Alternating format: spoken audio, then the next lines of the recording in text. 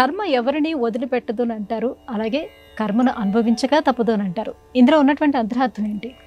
తెలుగువారు ఎలాంటి అంశాన్నైనా వేదాంతం అనే త్రాసులో పెట్టి చూస్తూ ఎంత చేస్తే అంత ఫలం, చేసుకున్న వారికి చేసుకున్నంత మహాదేవా అని ఒక సామెతను సృష్టించారు.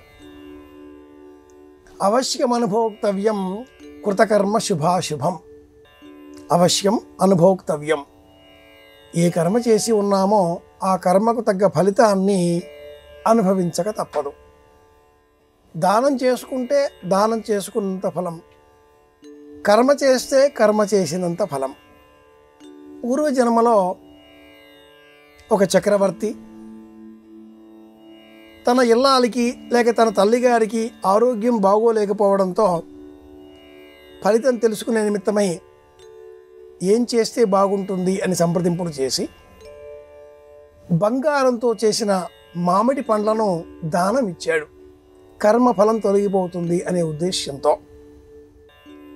ఆ సంగతి తెలిసిన ఆ రాజ్యంలో ఉన్న ఒకానొక రైతు దానం చేస్తే ప్రయోజనకరమా అని తెలుసుకొని తాను పండించిన తనదైన పంటలో వంకాయలు పండించాడు కాబట్టి వంకాయలని దానం ఇచ్చాడు. దానమిచ్చిన పుణ్యశక్తి పుణ్యబలం చేత ఆ రాజుగారు ఊర్ధ్వలోకాలకు ప్రయాణం చేయగా ఈ రైతు రాజుగా పుట్టాడు. పూర్వజన్మ స్మృతి ఎక్కడో ఏదో ఉన్న కారణం చేత రాజుగారుగా పుట్టినప్పటికీ రైతు వంకాయలు దానం ఇవ్వడమే కొనసాగించాడు. రాజుగారు అయినప్పటికీ వంకాయలే దానం ఇస్తున్నాడు. వచ్చిన వారినందరినీ ఓ ప్రశ్న అడిగేవాడు, అంతకు ఇంత అయితే ఇంతకు ఎంత అని.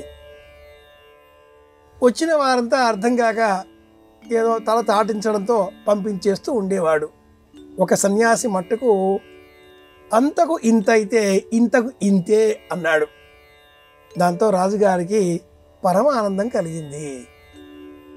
వంకాయలు దానించిన పుణ్యఫలం చేత రాజుగారిగా పుట్టారు. ఇప్పుడు రాజుగారిగా పుట్టిన కారణం చేత దానం చేసే శక్తి ఎక్కువ, స్థాయి ఎక్కువ. ఎక్కువ స్థాయికి ప్రమాణంతో ఎక్కువగా దానం ఇవ్వాలి. కర్మ తప్పనిసరి. ఆ చేసే కర్మ మంచిది అయినప్పుడు మంచి ఫలితాలను మనం రాబట్టుకోగలుగుతాం.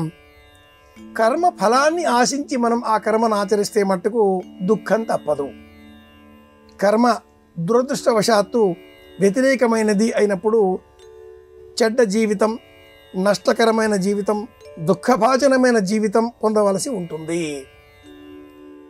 ఎన్నో జన్మల అనంతరం అసలు లాభము నష్టము అనే ఆలోచన లేకుండా, ఈ కర్మ శుభమా అశుభమా అనే ఊహ కూడా లేకుండా, ఫలితాన్ని ఏ విధంగా కూడా మనం బేరీజు వేయకుండా నా చేత ఈ కర్మ ఆచరింపబడుతున్నది, నేను నిమిత్త మాత్రుడిని అనే ఎరుకతో ఆ కర్మను ఆచరిస్తే అప్పుడు మనకు లభించేది మోక్షం. అంటే ఆలోచనల నుంచి విముక్తి. నేను కాదు ఈ పని చేస్తున్నది. మనం మాట్లాడే సమయంలో ఏదో గాయం అయితే ఏం చెబుతాం? కాలికి దెబ్బ తాకింది అంటాం, చేతికి రక్తం కారుతున్నది అంటాం. నాకు కాదు, చేతికి. కంటికి దెబ్బ తాకింది, గాయాలు కానీ ఆలోచనలు కానీ నాకు కాదు. ఆనందం నాకు, చేతికి ఆనందమైంది అని చెప్పరు. చేతికి దుఃఖం కలిగింది అని చెప్పరు. దుఃఖాలు ఆనందాలు నాకు. అనుభవించే విషాద ఆనంద స్థితులు శరీరానికి.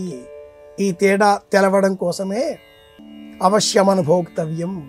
కర్మ ఎవరినైనా విడిచిపెట్టదు అన్న ఆలోచనకు మూల కారణంగా, ఒక హేతువుగా, ఒక ప్రతీకగా, ఒక కథగా వాళ్ళని సంహరించిన దోషానికి రామచంద్రమూర్తి కృష్ణావతారంలో అనుభవించవలసి వచ్చింది అనే ఉదాహరణను కూడా మన పురాణాలు ఉట్టంకిస్తూ ఉంటాయి.